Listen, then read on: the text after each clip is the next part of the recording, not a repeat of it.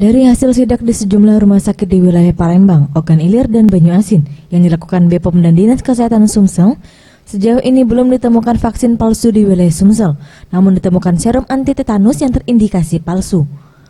Menurut Devi Lidiarti, PLT Kepala BPOM Palembang, mengatakan, dari 7 tempat fasilitas kesehatan yang dilakukan pemeriksaan, ditemukan serum anti tetanus atau ATS yang diperoleh di luar jalur resmi yang terindikasi palsu. Karena membeli dari seseorang, setidaknya sebanyak 32 ATS telah diamankan oleh pihak BPOM. Ia menambahkan, jika terbukti mengedarkan serum ATS palsu ini, pihak fasilitas kesehatan terancam pidana sesuai dengan Undang-Undang Kesehatan Pasal 197 terkait peredaran obat tanpa izin edar.